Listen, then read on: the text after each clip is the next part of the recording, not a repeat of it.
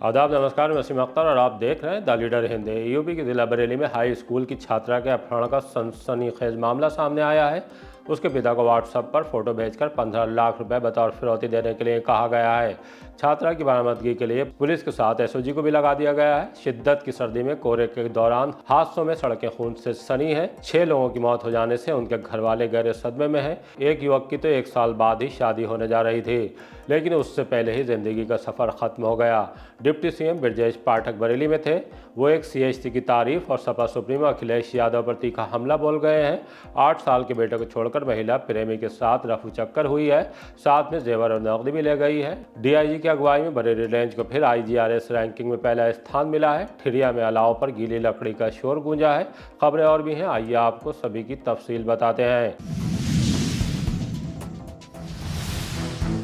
10वीं की छात्रा का किडनैप, मांगी 15 लाख फिरौती।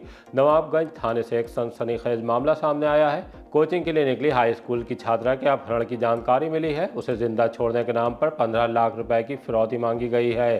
पुलिस ने मुकदमा दर्ज कर लिया है। लड़की के बारे में जानकारी मिली है कि वो पीलीभीत की रहने वाली है। नवाबगंज में किराए का रूम लेकर पढ़ाई कर रही थी। एक स्कूल में उसका एडमिशन है। वो बुधवार को सहेली के साथ कोचिंग से वापस लौटी। उसके बाद से वो गायब हो गई। पिता के व्हाट्सएप नंबर पर एक फोटो भेजा गया है जिसमें उसके हाथ पैर बंधे हुए दिखाई दे रहे हैं। उसे छोड़ने के नाम पर 15 लाख रुपए मांगे गए हैं। पुलिस ने मुकदमा दर्ज करने के बाद छात्रा की तलाश शुरू कर दी है। छात्रा के पिता के बारे में जानकारी मिली है, कोई किसान है। ये सनसनीखेज मामला संज्ञान में आने के बाद एसएसपी ने छात्रा की सकुशल बरामदगी के लिए एसओजी टीम को भी लगा दिया है। शादी से पहले थम गया जिंदगी का सफर। सुबह के वक्त एक के बाद एक हादसे होते रहे। हाईवे से लेकर अस्पताल और पोस्टमार्टम हाउस तक चीखों की आवाज़ सुनाई देती रही। देवरनिया गांव इटवा के रहने वाले 55 साल के पप्पू तड़के अपने 2 बेटों के साथ किच्छा में मजदूरी के लिए जा रहे थे। नैनीताल रोड पर गुड़वाला गांव के पास उनकी बाइक में ट्रक ने टक्कर मार दी। टक्कर इतनी ज़बरदस्त थी कि पप्पू के साथ उनके दोनों बेटे विवेक 20 साल और विशाल 15 साल की भी मौके पर मौत हो गई। पुलिस ने तीनों को शव को कब्जे में लेने के बाद पोस्टमार्टम के लिए भेज दिए। ट्रक को पकड़ लिया गया है, लेकिन चालक और क्लीनर तब तक फरार हो चुके थे। मेरा नाम सरोज है, मैं ही बकरगंज रहती हूँ।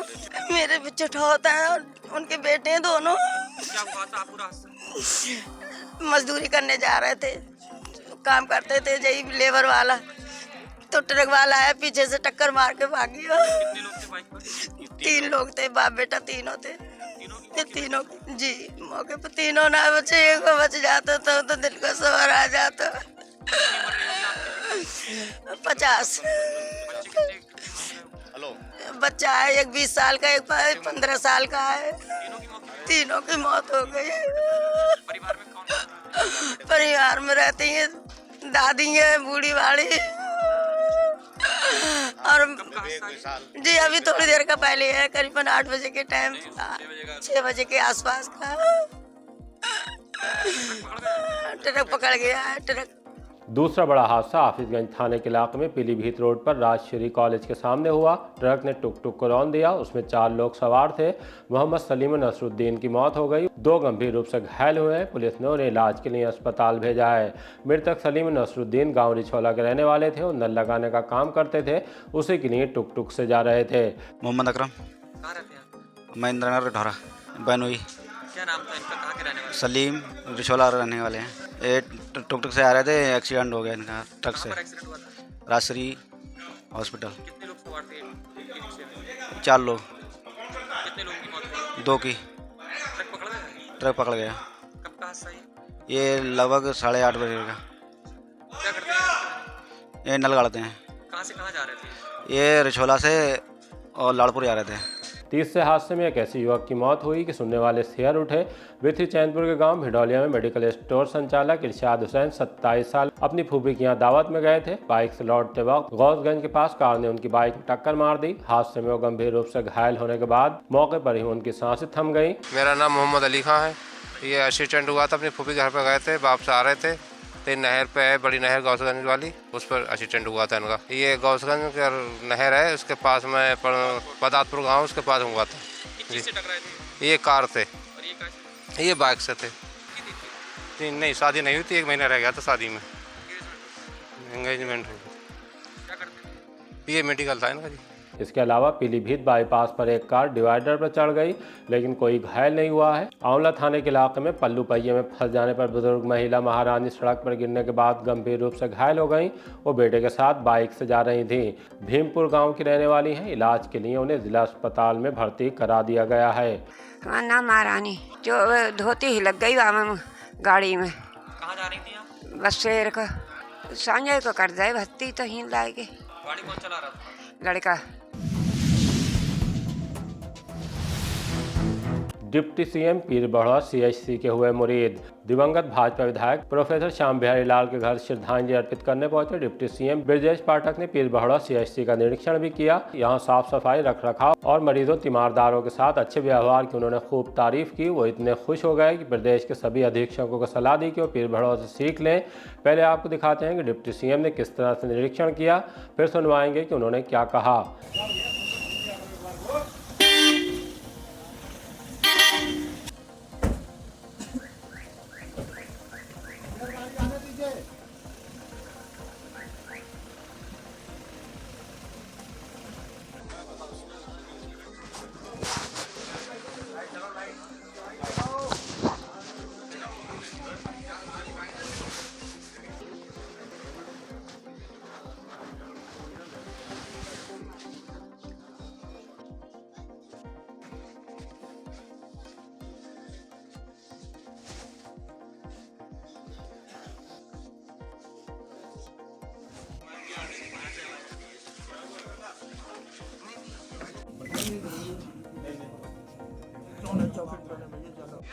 फिजिकल निरीक्षण किया है, साफ सफाई बेहतर हमें मिली है।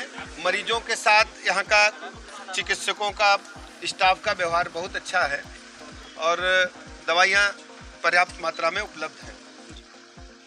हमारी प्राथमिकता प्रदेश के सभी रोगियों को अच्छी से अच्छी चिकित्सा व्यवस्था मिले, इसे सुनिश्चित करने के निर्देश दिए गए हैं।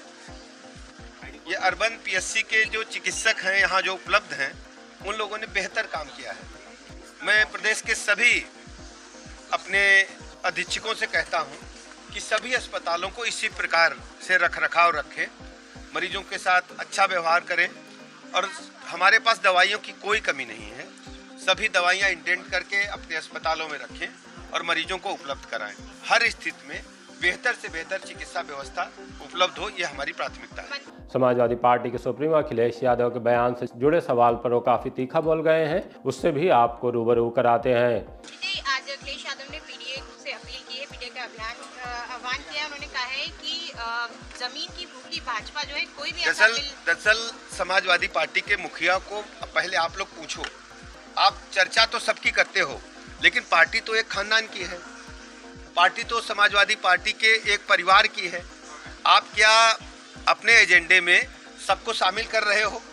उनका इरादा सिर्फ प्रदेश को लूटने का है। सत्ता आए कैसे भी, प्रदेश में किस तरीके से सरकारी संसाधनों की लूट हो, गुंडे, बदमाश, माफिया, लुच्चे, लफंगे सत्ता के संरक्षण में पले, ये समाजवादी पार्टी की चाहत है।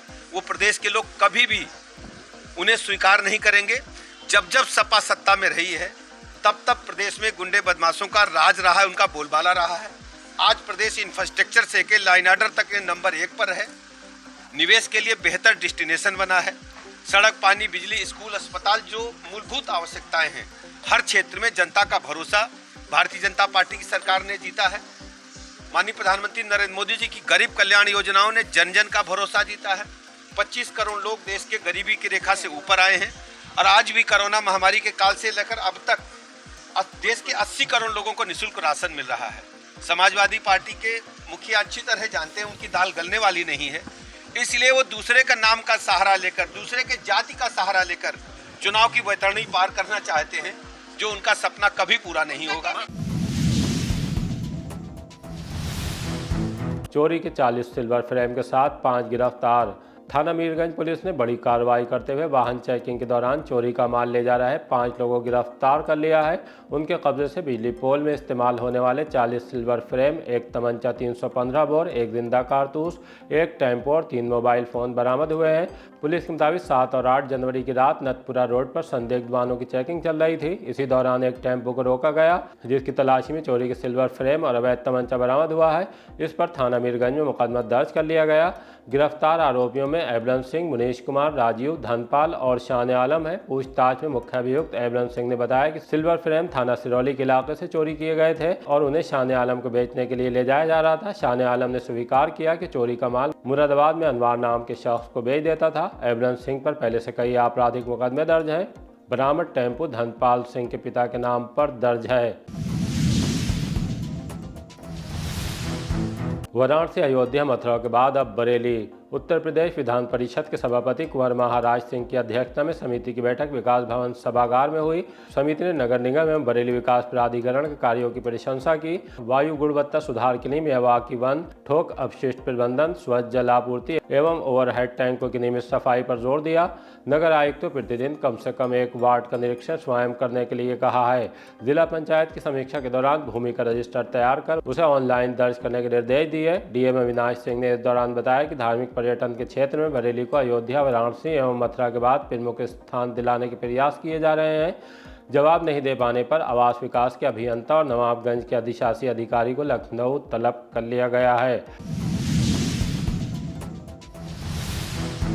अपहरण और धर्म परिवर्तन में युवक गिरफ्तार।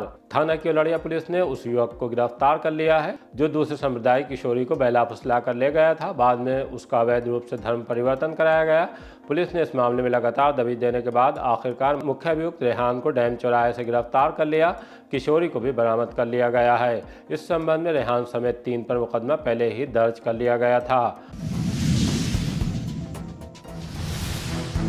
उर्स तहसीनी पर कुल के दौरान उमड़ी भीड़।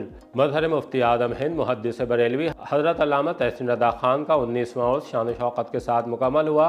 दोपहर 12:30 बजे कुल के बाद सज्जादा नशीन मौलाना हसन रदा खान नूरी ने खुसूसी दुआ फरमाई। उन्होंने मसला के आला हजरत पर सख्ती से कायम रहने की ताकीद की। उर्स के तीसरे और आखिरी दिन सुबह हुस्सामुल हरमैन कॉन्फ्रेंस हुई। कारी अल्ताफ हुसैन ने कलाम पाक की तिलावत से कॉन्फ्रेंस का आगाज़ किया। ततहीर अहमद और मौलाना इरफानुल हक खटीमा ने खिताब फरमाया। जानशीन सदरुल उलमा सूफी रिजवान रदा खान ने कहा कि सिर्फ ज़बान से आई लव मोहम्मद कह देना काफ़ी नहीं है, सही माने में सच्चे दिल से इस पर अमल करके दिखाना है। आखिर में सज्जादा नशीन मौलाना हसन रदा खान नूरी ने कहा कि आला हजरत ने नबी की सच्ची मोहब्बत की वसीयत फरमाई है। हमें सख्ती के साथ मसला के आला हजरत का पाबंद रहना है। IGRS रैंकिंग में बरेली रेंज ने फिर गाड़े झंडे। DIG रेंज अजय कुमार सानी के निर्देशन में जन सुनवाई समाधान प्रणाली IGRS के जरिए जन शिकायतों के गुणवत्तापूर्ण एवं समयबद्ध निस्तारण प्रशासन से जारी रैंकिंग में माह दिसंबर 2025 में बरेली परिक्षेत्र ने प्रदेश में प्रथम स्थान हासिल किया है। बरेली, बदायूं, शाहजहांपुर व पीलीभीत ने संयुक्त रूप से प्रथम स्थान पाया। रेंज के कुल 86 थाने भी संयुक्त रूप से प्रदेश में प्रथम स्थान पर रहे हैं। DIG ने कहा है कि IGRS कर्मी सब इंस्पेक्टर शालू, कंप्यूटर ऑपरेटर अमरेंद्र कुमार व आरक्षी सलील सक्सेना को नगद पुरस्कार और प्रशस्ति पत्र प्रदान कर सम्मानित किया जाएगा। रेंज के जिन जनपदों थानों का IGRS जन शिकायतों के निस्तारण प्रदर्शन संतोषजनक नहीं रहा है, उनके कार्यों की समीक्षा होगी। खनन माफिया ने क्यों कर दिया हमला। थाना बेहड़ी के मोहल्ला केशवपुरम में रहने वाले प्रशांत शर्मा ने पुलिस से शिकायत करते हुए सनसनीखेज जानकारी दी है। बताया कि शुगर फैक्ट्री के फाटक पर उनकी गाड़ी रोककर वैगनार सवार खनन माफियाओं ने घेर लिया। जब जान बचाने के लिए वहां से भागे तो पीछा करते हुए उनके घर तक पहुंच गए। गालियां दी, तमंचा दिखाकर गाड़ी में डालने का प्रयास किया। शोर मचाने पर लोग आए तो खनन माफिया फायर करते हुए फरार हो गए। पुलिस ने तहरीर मिलने के बाद मामले की जाँच शुरू कर दी है। बेटे को छोड़कर महिला प्रेमी के साथ फरार। थाना बिथरी चैनपुर में पति ने अपनी पत्नी के खिलाफ मुकदमा दर्ज कराया है। बताया है कि वो गाजियाबाद में रहकर मजदूरी करता है। पत्नी और बेटा साथ रहते हैं। पास ही उसके सास ससुर का भी घर है। पति आकाश कुमार का कहना है कि पत्नी 25 दिसंबर से गायब है। आरोप लगाया कि उसे बिथरी चैनपुर का अजीत भगाकर ले गया है। वो घर से सोने चांदी के जेवरात, मोबाइल और नकदी भी ले गई है। पुलिस मामले की जाँच कर रही है। ठिरिया में अलाव पर भेज रहे गीली लकड़ी। नगर पंचायत ठिरिया निजावत खां में अलाव के लिए गीली लकड़ी भेजे जाने का मामला सामने आया है। वार्ड नंबर 11 में मेन चौराहा से काशी पठान समेत कुछ लोगों ने द लीडर हिंदी को वीडियो भेजकर कहा है, एक तो नगर पंचायत से अलाव के लिए शिद्दत की सर्दी में गीली लकड़ी भेजी जा रही है, दूसरे महज 4 लकड़ियां ही डालकर टीम चली गई है। आइए वो वीडियो आपको भी दिखाते हैं। ये लकड़ी आई है वार्ड नंबर 11 हो गया है, पहले 10 था। ठेरिया निजावत कहाँ ये देखो, ये हरा गीला बक्कुल है, बिल्कुल है। और ये जबल और यहाँ पूरे गांव का आदमी तापता है। मेन ठेरिया निजावत ये देखो गीली लकड़ी है बिल्कुल, और कुछ नहीं है, 2-4 लकड़ी है बस, और कुछ नहीं। देखो मेन चौराहा है ठेरिया निजावत कहाँ का, ये इनका बोर्ड लगा हुआ है। मेन चौराहा है ठेरिया निजावत कहाँ का, ये 4 लकड़ी डाल के गए बस, और कुछ नहीं है इसमें बस। ये देखो इतनी लकड़ी में कई घंटे आदमी ताप लेगा। ये लकड़ी जल रही है 3 घंटे होगा, अभी तक ना जल पाई है। वैसी लकड़ी गीली पड़ी है, ये सब जलाने वाले हैं। बड़ा दुखी है यार मालिक, बड़ा जलन आ रही है, क्या कर रहा है।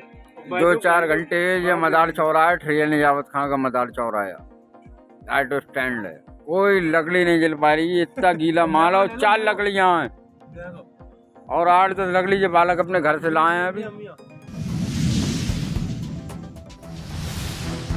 इसी तरह के ताज़ा अपडेट जानने के लिए देखते रहिए द लीडर हिंदी। विदा लेने से पहले हमारी आपसे गुजारिश है कि हमारी रिपोर्टिंग पसंद आ रही है तो खबरों को शेयर कीजिए और हमारे चैनल को सब्सक्राइब करके हमारा हौसला ज़रूर बढ़ाइए। आप भी अगर हमसे कोई सूचना या सलाह शेयर करना चाहते हैं तो हमारे ईमेल एड्रेस dalidarhindi@gmail.com या मोबाइल नंबर 9837099181 पर मैसेज कर सकते हैं।